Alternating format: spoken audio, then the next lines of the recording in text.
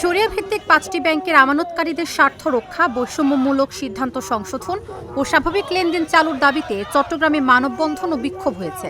সোমবার সকালে চট্টগ্রামে বাংলাদেশ ব্যাংকের সামনে এই মানববন্ধন হয়। পরে আইনশৃঙ্খলা রক্ষাকারী বাহিনী আন্দোলনকারীদের সেখান থেকে সরিয়ে দিলে তারা নগরীর নিউ মার্কেট মোড়ে গিয়ে বিক্ষোভ করেন। আন্দোলনকারীরা বলেন, আমানতকারীদের কষ্টার্জিত সঞ্চয়ের ওপর গত ২ বছরে মুনাফা কর্তন ও মাত্র ৪% বিশেষ সুবিধা দেওয়ার যে একপাক্ষিক সিদ্ধান্ত নেওয়া হয়েছে তা প্রায় ৭৫ লাখ আমানতকারীর জীবনকে বিপর্যস্ত করে তুলেছে। এ সময় হেয়ারকাট নামের বৈষম্যমূলক নীতি বাতিল করে চুক্তি অনুযায়ী মুনাফাসহ মূল আমানত ফেরত, সব ব্যাংকের মতো স্বাভাবিক লেনদেন অবিলম্বে চালু, তারল্য সংকট দূর করতে বাজেটে বিশেষ সহায়তা ও মেয়াদোত্তীর্ণ এফডিআর, ডিপিএস ও এমটিডিআর এর টাকা আগের চুক্তি অনুযায়ী পরিশোধের দাবি জানান আমানতকারীরা। এর আগে সরকারি সিদ্ধান্ত অনুযায়ী ৫টি ব্যাংককে একীভূত করা হয়। এই ৫টি ব্যাংক হল ফার্স্ট সিকিউরিটি ইসলামী ব্যাংক, সোশ্যাল ইসলামী ব্যাংক, ইউনিয়ন ব্যাংক, গ্লোবাল ইসলামী ব্যাংক ও এক্সিম ব্যাংক। বাংলাদেশ ব্যাংক ২০২৫ সালের নভেম্বর মাসে এই ব্যাংকগুলোতে প্রশাসক নিয়োগ করে ও ১ জানুয়ারি ২০২৬ থেকে ব্যাংক রেজুলেশন স্কিমের আওতায় নতুন সম্মিলিত ইসলামী ব্যাংক হিসেবে পূর্ণাঙ্গ যাত্রা শুরু করে। আমরা বাংলাদেশ ব্যাংকের লাইসেন্সকৃত ব্যাংকে টাকা রেখেছি। আমরা কোনো পাড়া সমিতিতে টাকা রাখি নাই। আমরা কোনো হেয়ার কাট মানব না। গতকাল আমরা ৩৪৫টা চিঠি রেজিস্ট্রিকৃতভাবে এমপিদের কাছে স্মারকলিপি পাঠিয়েছি। আসন্ন বাজেটে সামনে পূর্ণাঙ্গ বাজেট প্রকাশিত হবে। এই পূর্ণাঙ্গ বাজেটে বাংলাদেশের মাননীয় প্রধানমন্ত্রী, অর্থমন্ত্রী, অর্থ সচিব, গভর্নর আমাদের এই ৭৫ লক্ষ আমানতকারীদের জন্য একটা সুনির্দিষ্ট নীতিমালা রাখবেন। আর ব্যাংকের ভিতর কোন লুটেরা লুট করেছে তার দায় আমরা আমানতকারীরা রাখি না। সুতরাং এই আমানতকারীদের পক্ষে সরকার একটা ইতিবাচক ভূমিকা রাখবেন। আমাদেরকে আশ্বাস দিয়েছে আমানতকারীরা, আপনারা একটু ধৈর্য রাখবেন, আপনাদেরকে নিয়ে কাজ চলমান আছে। ইনশাআল্লাহ এমডি সাহেব আগামী ২ তারিখ বসবে। উনি নিশ্চয়ই আমাদের দুঃখের কথা বুঝবেন। উনি আমাদের কথাগুলো, চট্টগ্রামে যিনি উপরের কর্মস্থল আছে, উনি আমাদের কথাগুলো ওনাদেরকে জানাবে। অ্যান্ড ইনশাআল্লাহ ভালো কিছু আমাদের জন্য হবে। ইনশাআল্লাহ একটু ধৈর্য ধরতে হবে। আমরা একটা অলরেডি রিসিভ কপি নিয়ে এসেছি। এখানে এই ৩ পৃষ্ঠার মধ্যে আমাদের এই ২ বছরের কষ্টের কথা লেখা আছে। আসলে কথাগুলো অনেক কম হয়ে যায়, বাট পৃষ্ঠা তো বেশি বাড়ানো যায় না, একটা সিস্টেমের মধ্যে করতে হয়। এই পৃষ্ঠাগুলোতে আমরা আমাদের কষ্টের কথা লিখেছি। এই পৃষ্ঠাগুলো ৩৪৫ জন সংসদ সদস্যকে দেওয়া হয়েছে।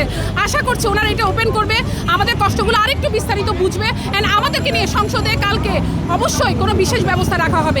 আমরা বাজেটে সরকারের দৃষ্টি আকর্ষণ করতে চাই। আমরা অনেক কষ্ট আছি, এই ব্যাংকগুলোকে আপনি জীবিত করেন, এই ব্যাংকগুলোকে দাঁড়াতে সাহায্য করেন। বাজেটে এই ব্যাংকগুলোকে তারল্য সংকট মোকাবেলা করার জন্য বিশেষ ব্যবস্থা রাখবেন। আর মনসুর সাহেবের কালো আইনকে আমরা নিন্দা জানাই। যেখানে মনসুর সাহেব নেই সেখানে মনসুর সাহেবের কালো আইন থাকতে পারে না। হেয়ার কাট বাতিল করে লেনদেন স্বাভাবিক আমরা চাই। অবৈধ প্রতিষ্ঠানে টাকা জমা রাখি নাই, আমরা রেখেছি বাংলাদেশের সরকারের এবং বাংলাদেশ ব্যাংকের অনুমোদিত ব্যাংকগুলোতে আমরা টাকা রেখেছি। কিন্তু আমাদের আমানত সুরক্ষায়, আমানতকারীদের আমানত সুরক্ষায় বাংলাদেশ ব্যাংক সম্পূর্ণ ব্যর্থতার পরিচয় দিয়েছে। বাংলাদেশ ব্যাংকের বারবার বিভিন্ন গাফিলতির কারণে ব্যাংককে মানুষের আস্থা হারিয়েছে, যার কারণে আজকে ব্যাংকিং সম্পূর্ণভাবে অচল হয়ে গেছে এবং আমরা আমানতকারীরা সম্পূর্ণ বেকায়দায় পড়ে গেছি।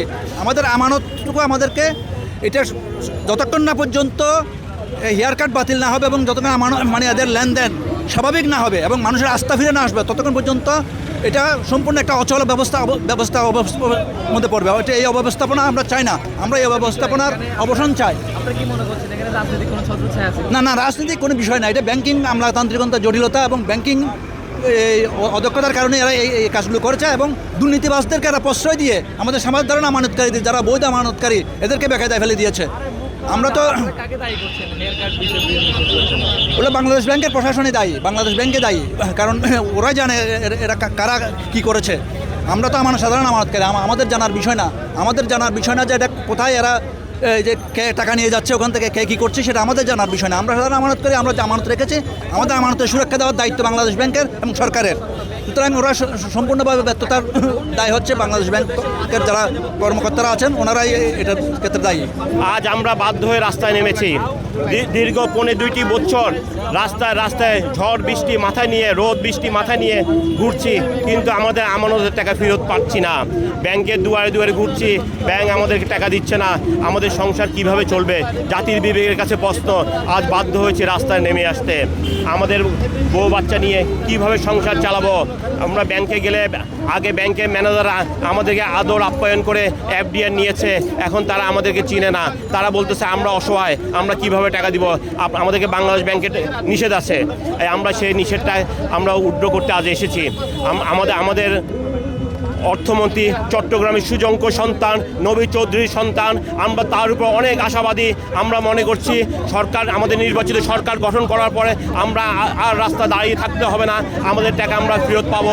কিন্তু দুঃখের বিষয়, আজ 4টি মাস অতিবাহিত হয়েছে, আমাদের দিকে কেউ কোনো কর্ণপাত নাই। আমরা বারবার ওনাদের দুয়ারে গিয়েছি, আমাদেরকে বাঁচান, আমাদের 75 লক্ষ আমানতকারীকে বাঁচান। 75 লক্ষ আমানতকারীর সাথে 3 কোটি মানুষ জড়িত আছে, যারা 3 কোটি মানুষ আহারযোগ্য। আজকে 3 কোটি মানুষের মানবতার জীবন দেখলে আপনি বেহুশ হয়ে যাবেন।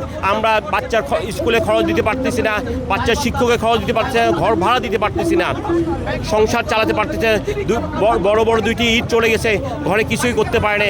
পাওনাদারকে থেকে টাকা ধার নিয়ে সংসার চলছে। এখন পাওনাদাররা আমাদের টাকা ধার দিচ্ছে না, এখন পাওনাদাররা আমাদের বিরুদ্ধে মামলা করছে, আমরা এদিন দিব সেদিন দিব, দিতে পারতেছে, ব্যাংকে গেলে টাকা পাচ্ছি না। তাই আজ আমরা বাধ্য হয়ে রাস্তায় নেমেছি, আমাদেরকে বাঁচান। মাননীয় প্রধানমন্ত্রী তারেক রহমানের কাছে আমাদের আকুল আবেদন, আপনি অনেক প্রণোদনায়, আমরা আপনার প্রতি যথেষ্ট আস্থা আছে, আপনি একটু সুনজর দিলে আমরা ঘরে ফিরে যাব ইনশাল্লাহ।